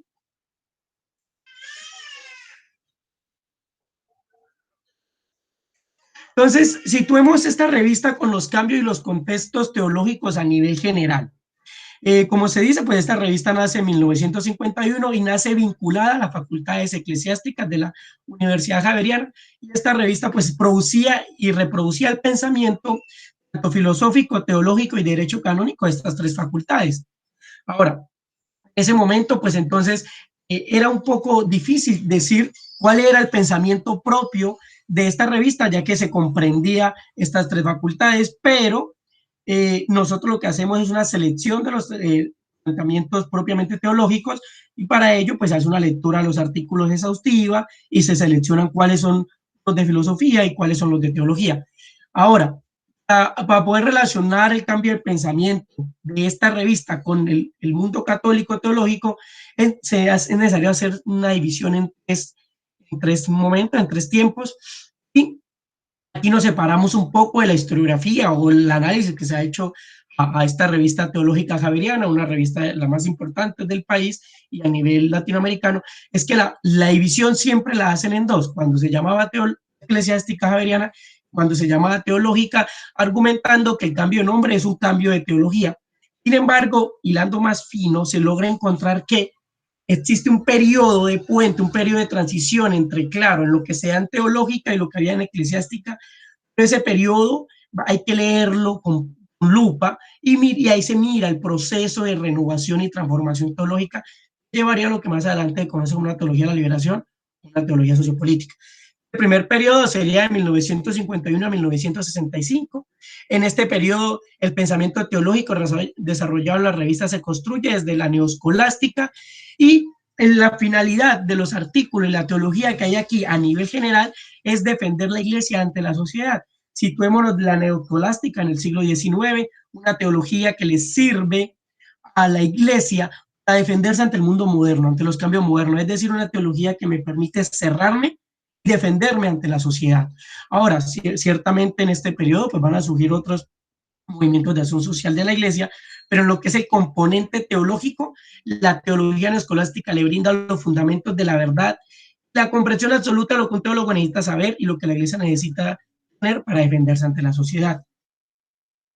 Vamos hasta el 65 porque es el periodo en que finalizaría pues el Vaticano II, y no podemos decir que una finaliza el Vaticano II inmediatamente pues se dan los cambios, ¿no? Es un proceso de asimilación de estos cambios.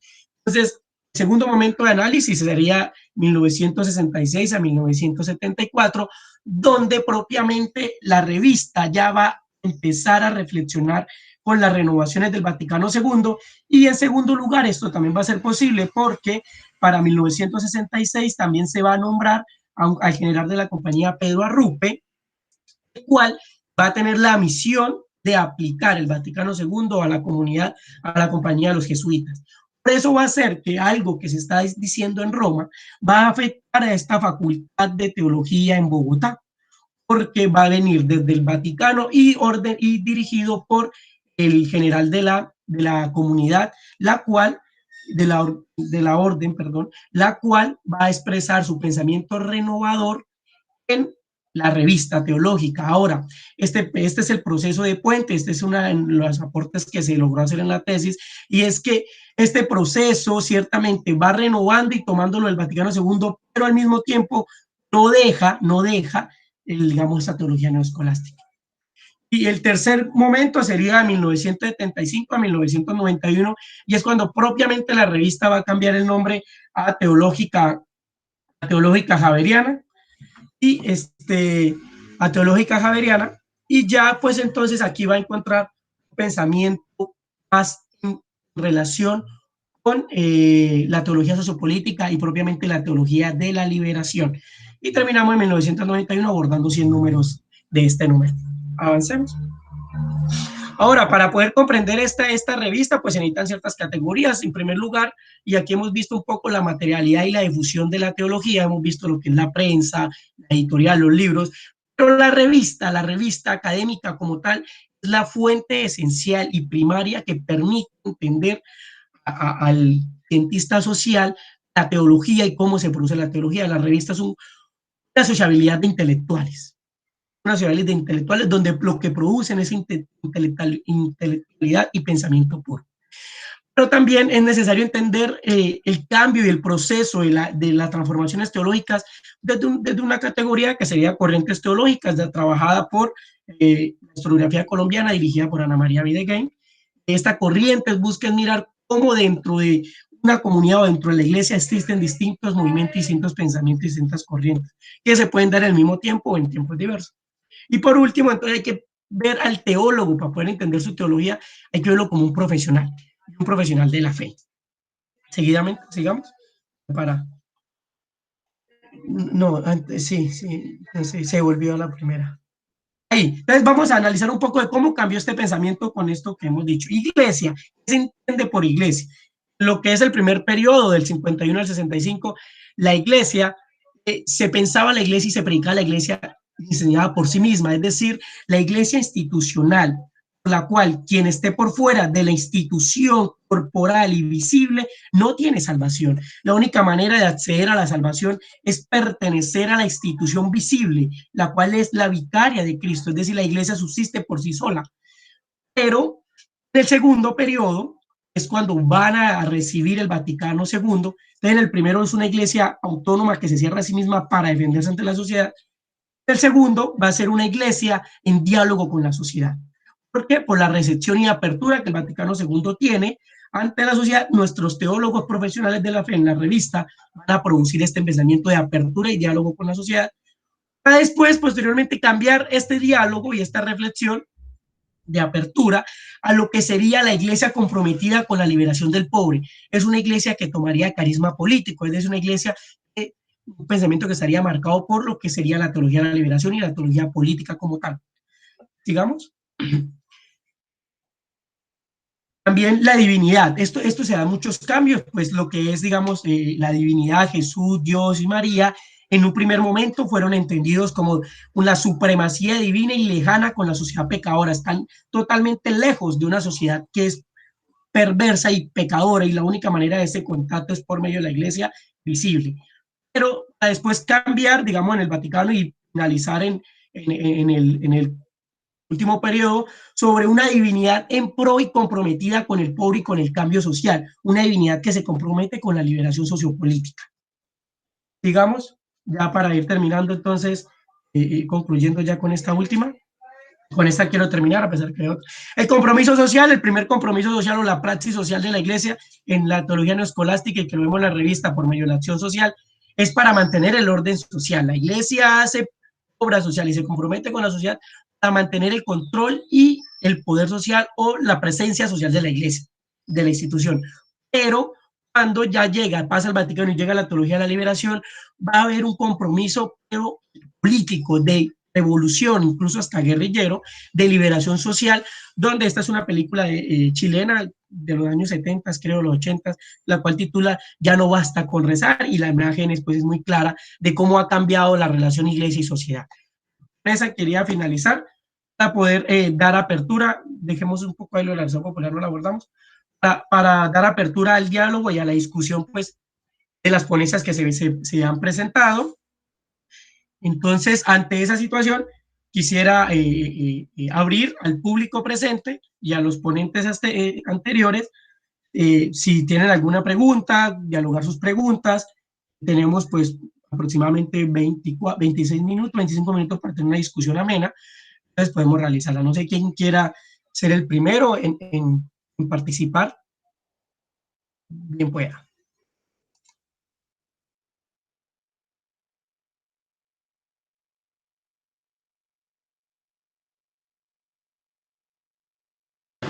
A mí me gustaría hacerle una pregunta al profesor Gaona.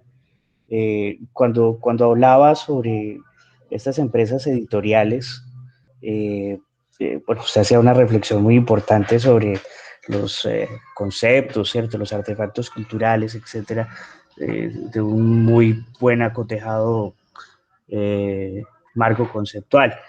Sin embargo, digamos, hay una cuestión que me llamó la atención dentro de los datos quizás muy despistados que escuché, y es sobre la circulación de libros provenientes de España. Y eso me surge, bueno, me parece significativo el aporte por todo lo que viven las comunidades protestantes con Franco, ¿verdad? Y todo lo que sucede con la dictadura y cómo se recuperan de alguna manera después de la muerte del generalísimo, etcétera, etcétera. Pero hay digamos, unas conductas represivas del Estado español, bueno, no solo con los protestantes, sino pues ya más o menos ahí, con todos los grupos de pensamiento distinto. Quisiera, si es posible, ¿usted podría ahondar un poco más en el tema?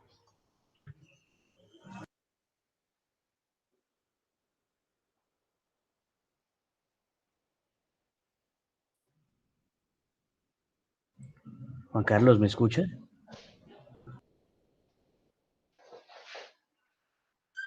Creo que se le cayó el internet al profesor Juan Carlos.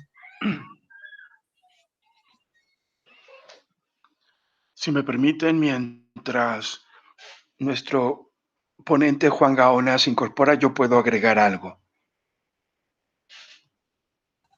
Sí, claro, señor, bien pueda. En la última ponencia sobre la revista teológica javeriana escuchamos esa visión absolutista de fuera de la Iglesia católica no hay salvación, pues eso lo llevó a rajatabla desde una perspectiva jurídica el gobierno de la dictadura de Francisco Franco. Entonces, oficialmente España era católica, apostólica y romana, y todo lo que estuviese, no había constitucionalmente libertad de cultos.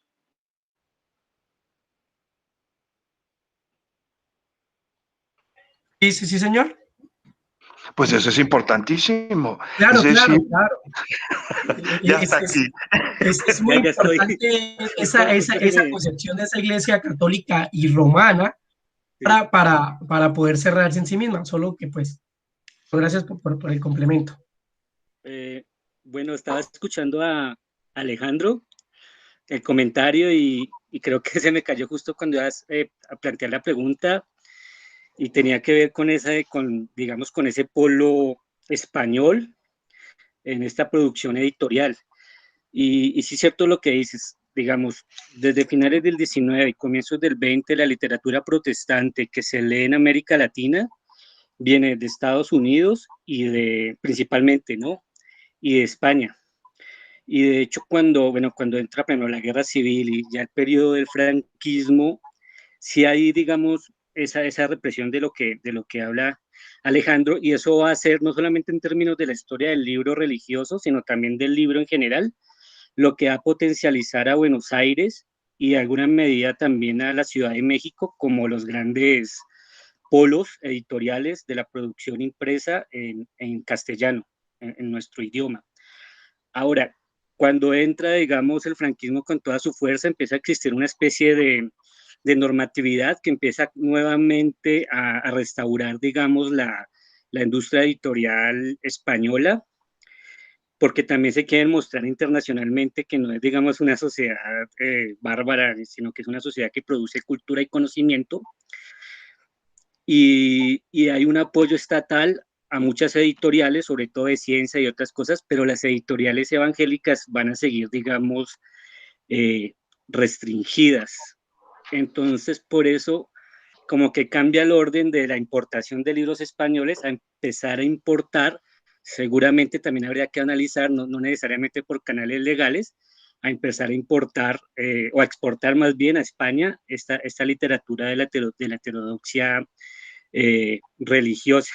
Pues bueno, eso es lo que puedo comentar, porque no se me cayó justo cuando estaba yo poniéndole bastante cuidado, porque está bastante interesante los aportes de Alejandro.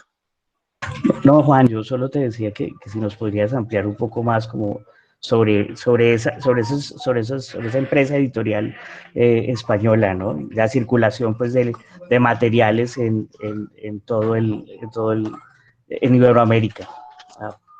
No era Sí. nada más. Ah, bueno, y habría una última cosa. Bueno, ya había una empresa muy fuerte y que después se vuelve muy fuerte, que es CLIE, que es una que los que somos evangélicos, seguramente en algún momento hemos leído algún libro de CLIE. Y lo que va a pasar es que nuevamente digamos, se reposiciona España. Y lo que vemos el día de hoy, como para traerlo simplemente a una reflexión de hoy y ya cortarle, es que nuevamente estamos consumiendo aquí en América Latina los sectores más conservadores, digamos, del protestantismo, literatura hecha en los Estados Unidos, en Miami, y los sectores, digamos, más del protestantismo histórico, la literatura que más se produce en América, que se consume ahorita es española. Entonces ya como para no alargarnos. Osmir, el profesor Plata. ¿Alguna otra? Señor. El profesor Plata alzó la mano. Ah, no, perdón, es Daniel. No. Sí, bien pueda, Daniel. Bueno, buenas tardes con todos y todas. Muchas gracias por las ponencias muy interesantes y bueno, quisiera hacer dos preguntas, digamos, a dos ponentes distintos. La primera pregunta va a la ponencia de Miguel y de Osmir sobre el periódico El Heraldo, y la segunda para Juan Carlos, profe Juan Carlos, sobre su tema. Entonces, partiendo de ese orden de ideas, quisiera preguntar cómo articulan las lecturas bíblicas a partir de ese periódico pentecostal con las realidades de las comunidades, las realidades sociales de las comunidades populares en el periodo de estudio. Es decir, a partir de la idea de William Beltrán, donde los pentecostalismos tienen un mayor acercamiento a ideas, a sociedades o comunidades más populares, cómo se articulan esas reflexiones bíblicas a partir del periódico en cuestión. Y segundo, para el profe Juan Carlos, ¿cómo logran coexistir publicaciones? Nos menciona que existen algunas de corte más fundamentalistas, más progresistas en términos, ¿cómo logran coexistir publicaciones de todo índole ideológico en una misma editorial? Es lo que me genera como si hay cambios de editores y ese tipo de cosas. Gracias, muy amable. Listo, gracias Daniel por la pregunta. Primero, no es un periódico como tal, sino pues ellos lo ponen como un boletín, como para la claridad. ¿Cómo, digamos, el boletín afrontaba, cómo desde el boletín se afrontaba esa realidad social? Entendamos que durante la época de los años 50, ¿sí? Yo mencioné que había intolerancia religiosa y hay un cambio de migración del mundo urbano, del mundo rural al mundo urbano, ¿sí? ¿Qué pasa? Desde el boletín se hacía mención a que esta comunidad, como yo lo decía ahí, fuera resiliente. Entonces, ¿cómo afrontaba la comunidad esta migración? Pues llegaban a una urbe, muchas veces en condiciones precarias, sin trabajo, en busca de oportunidades. Entonces, el boletín que le decía, hermano, si usted llega aquí y sufre, porque Dios lo está probando. Eso, digamos, era como, o sea, y lo que le decía, y en los artículos se citaban Biblias donde decía, mire, que Dios mire por lo menos el caso de Job, hermano, usted es una especie de Job, ¿sí? Citaba, digamos, bíblicamente eso, se le daba eso. La cuestión de por lo menos las convenciones nacionales, donde la iglesia se reunía y veía que claro, que estaban prosperando, que realmente el mensaje era. La cuestión, o sea, familiar, digamos que desde el boletín se hacía diferentes frentes, sobre todo un énfasis a este periodo era el hecho de que el sufrimiento no era visto como algo malo, incluso en el pentecostalismo el sufrimiento no es visto como algo malo, ¿sí? Entonces, digamos, este frente se le hacía de esa manera, ¿sí? Desde el boletín, pues, lo que se hacía era exhortar y decirle a la comunidad, no, lo que a usted le esté pasando malo, todo lo que pasa en el país, no es para un mal, es para su bien. Incluso uno puede ver también la cuestión política, ¿sí? O sea, el país está mal, es porque mire que ya está cerca la venida del Señor. ¿Sí? Hay, no sé, la guerrilla en el llano, hay violencia bipartidista. Entonces, sé si le contesté ahí como básicamente lo que quería. Profesor Juan Carlos, su turno. Listo, vale. Bueno, gracias Daniel por la pregunta, porque justamente creo que ahí es donde está el potencial heurístico de este enfoque en la historia, pues, del hecho religioso y de estas comunidades, porque nos ayuda a ubicar otro tipo de actores que no se han visto tanto en los estudios anteriores, que son los productores culturales dentro de las iglesias.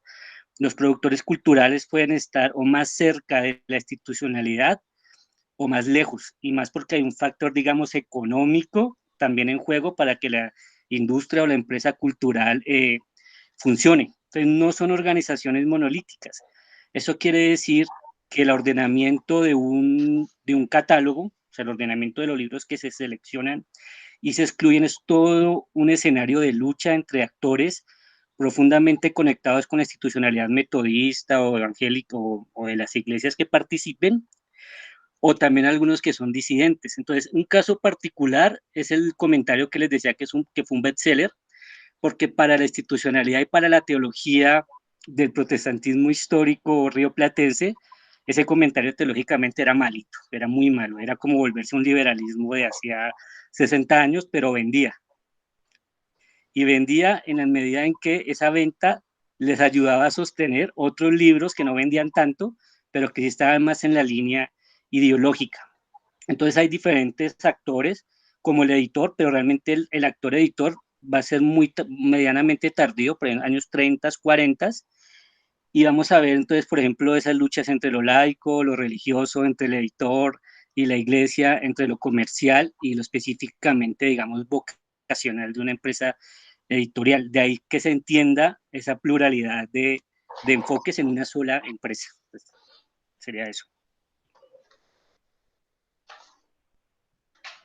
Bueno, ¿alguien más? ¿Alguna pregunta? ¿Algún comentario? Yo estoy alzando la mano hace ratos, pero no. No sé, no la registraba. Bueno, profe, bien pueda. ¿Me están viendo? Sí, señor. Mire, es una pregunta abierta para a propósito de la ponencia de Daniela sobre las representaciones sobre la paz. Y es una pregunta abierta para todos los que saben de Biblia, que son, por lo que hay varios ahí, teólogos y tal. ¿Cómo se llega a una lectura bíblica? Yo entiendo que la Biblia depende de cómo se lea, o sea, usted puede ver lo que quiera, ¿no? Justificar lo que sea. Pero quiero decir, es cómo se justifica, cómo se llega a justificar una fe que solamente enfatiza en lo individual, o sea, en la conversión individual y abandona lo social, y al revés. ¿Y por qué se llega a otros a pensar en la fe como una dimensión social, privilegiando lo social? Es decir, pienso en los protestantes, pienso en los pentecostales, por ejemplo, que enfatizan mucho en la conversión como algo individual y no social, aunque el Evangelio diga, está lleno de citas de lo contrario, y viceversa, ¿no? Y pienso en la teología de la liberación, que enfatizaba la cosa como la fe la convirtieron en una especie de casi política, ¿no? En un proyecto político, y abandonando todo el tema de la conversión también, ¿no?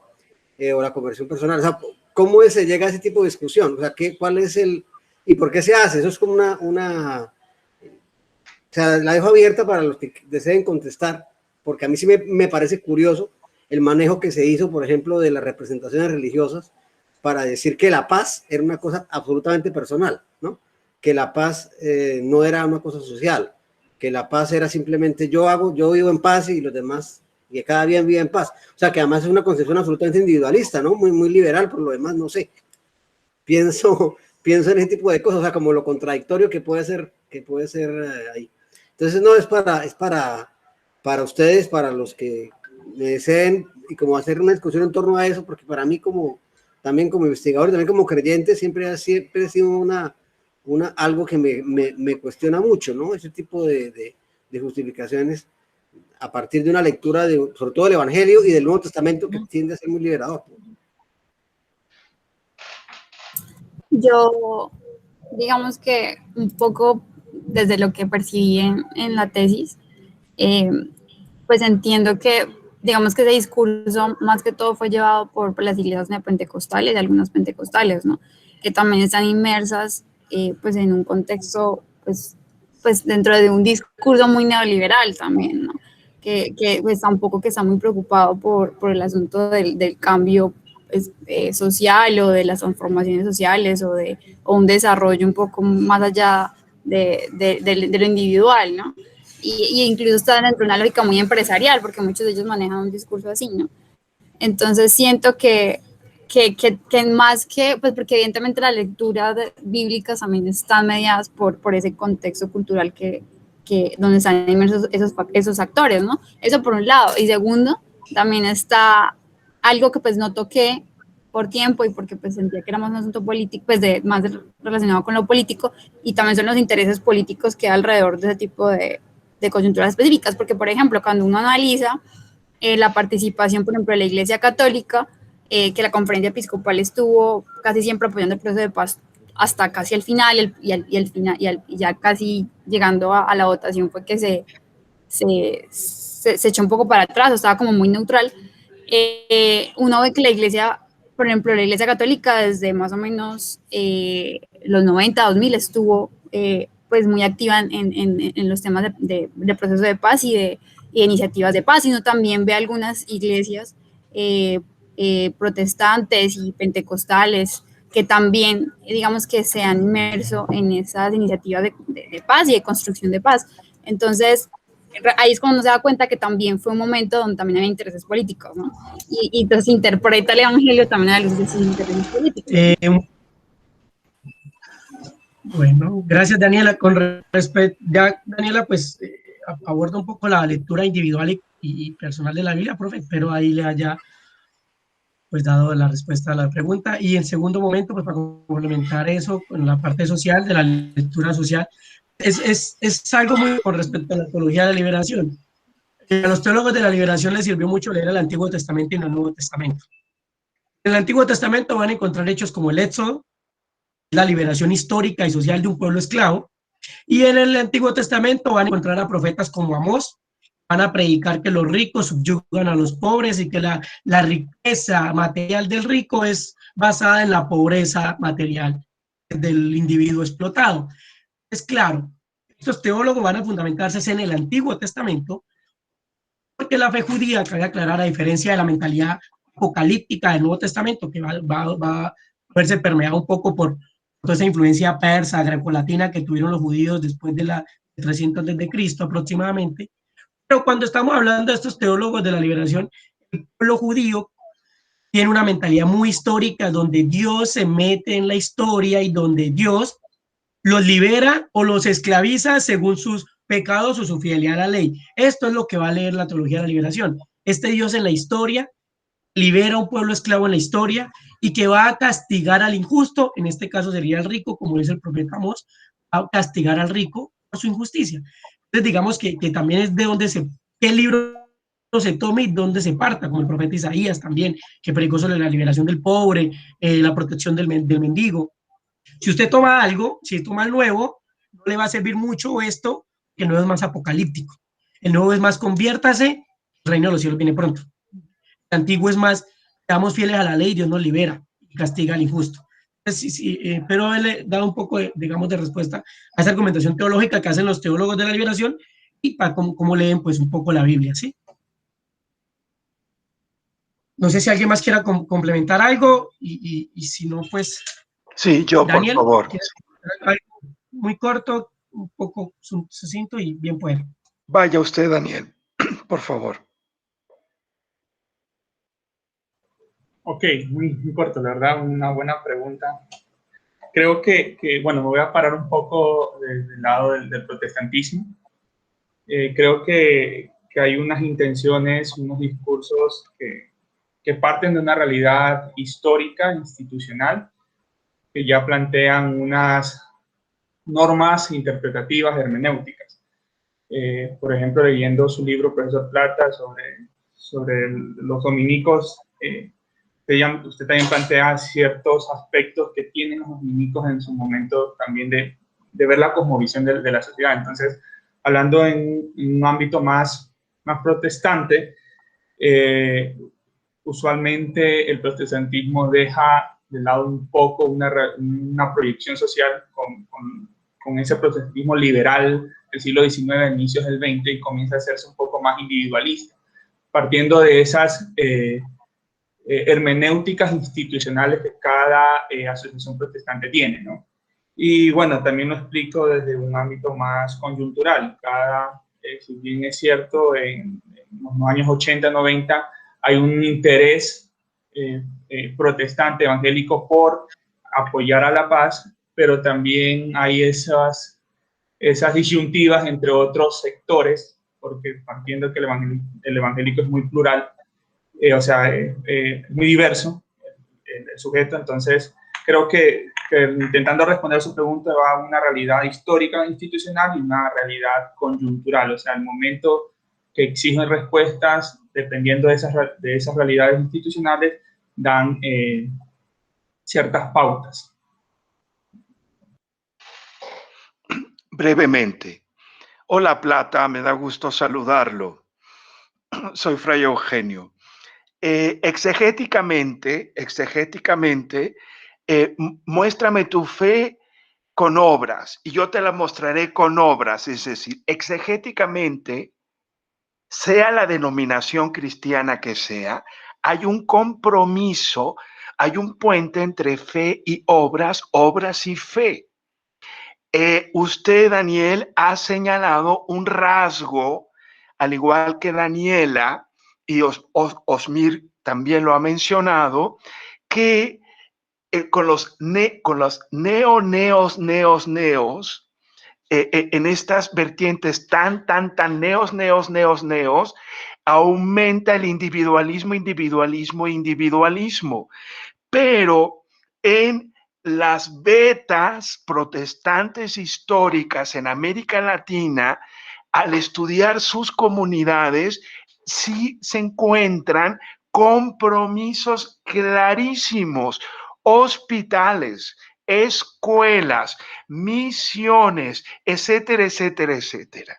Ahora, esto permea este individualismo, la posmodernidad, la posverdad, pues permea en todas las denominaciones, desde una congregación católica súper rica hasta pues un pastor virulento, muy metido en sí mismo. Es decir, es un ejemplo de cómo la realidad, los pensamientos, las ideologías, etcétera, van permeando. Y el caso de Colombia en las últimas décadas es maravilloso porque a través de la paz se puede estudiar muchísimas y llegar a conclusiones. Es todo. Muchas gracias. Muchas gracias a los participantes, muchas gracias a todos. Los expositores, a los ponentes, gracias a todos los que estuvieron aquí con nosotros. Los invitamos ahorita a acompañarnos a la presentación del libro del profesor Juan Carlos Gaona. Este tema pues tiene mucha tela por cortar, mucho tema por discutir, sin embargo pues el tiempo es un poco limitado. También los invitamos a seguir participando desde las ponencias y las mesas que la semana. Listo. Entonces, estén muy bien. Hasta luego. Muchísimas gracias por participar. Nos vemos pronto. Hasta luego. Listo.